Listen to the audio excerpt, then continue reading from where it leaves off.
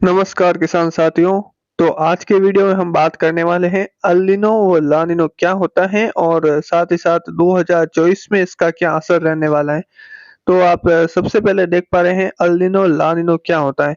El Nino एक वो गर्म वातावरण होता है या गर्म पानी जिसे हम कह सकते हैं कि समुद्र के अंदर जो कह सकते हैं उष्ण है या जो कह सकते हैं ज्वलन है या हम उसे ये भी कह सकते हैं कि जो वो गर्म है तापमान समुद्र का, तो जो बादल बनते हैं वो ऊपर की तरफ उड़ते हैं। सबसे पहले नमी आती है, फिर बादलों का निर्माण होता है और साथ ही साथ उस समय हवाओं का भी जो कह सकते हैं असर रहता है किस प्रकार चल रही है।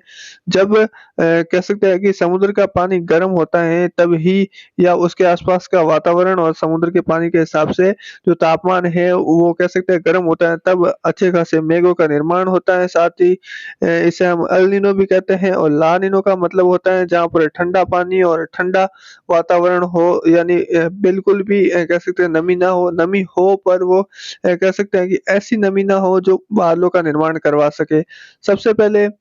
सूरज होता है, सूरज से समुद्र का जो पानी है गर्म होता है और गर्म होने के बाद या उसके अंदर जो ज्वलन होती है उसके हिसाब से कह सकते हैं कि नमी ऊपर बढ़ती है, नमी की मात्रा आती है और उसी के साथ हवाओं का भी एक कह सकते हैं कि रुख होता है। हवाएँ समुद्र से होती हुई ऊपर की तरफ कह सकते हैं नमी को बनाए रखती है और लगभग उस समय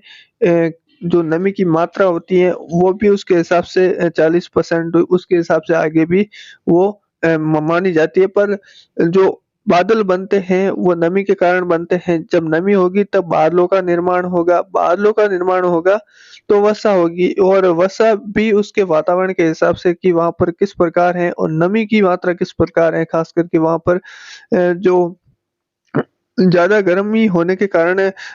जो बूँदें हैं वो उसके अंदर नहीं रहती हैं, इकट्ठा होकर वापस वो धीरे-धीरे, धीरे-धीरे कह सकते हैं कि गिरना शुरू हो जाती है। जहाँ पर भी उचित या जहाँ पर भी अनुकूल तापमान होता है वहाँ पर ये नमी की मात्रा के हिसाब से वापस कह सकते हैं कि बारिश की गतिविधि है वो करवाने में सक्षम यही मेघ बनते हैं आगे चलकर। तो ये हुई कुछ इस प्रकार से कि जिस प्रकार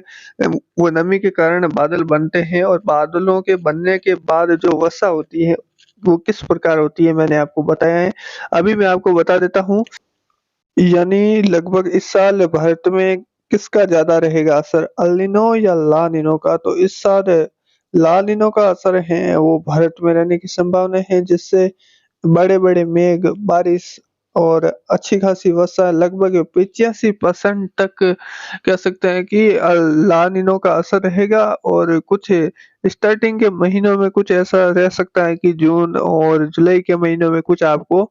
एल निनो, ला निनो का मिला-जुला असर भी देखने को मिल सकता है। साथ ही साथ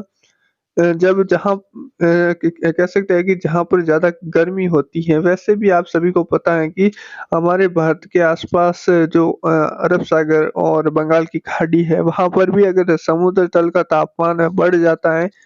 तब हम कह सकते हैं कि अच्छे मेघ और कह सकते हैं कि नमी की मात्रा भी बढ़ती है और वह ऊँचाई तक बादल बनते हैं और वर्षा करवाते हैं और इसी पर डिपेंड होता है मानसून की गतिविधि एल निनो और ला निनो पर।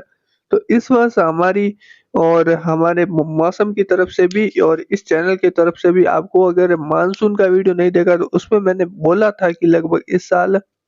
ला निनो का असर रहेगा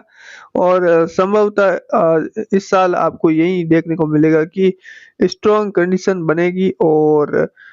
हो सकता है कि अच्छे खासे मेघों के हिसाब से भी इस साल भारत में लगभग वर्षा है वो सामान्य से बेहतर मानसून की उम्मीद भी हम करते हैं, क्योंकि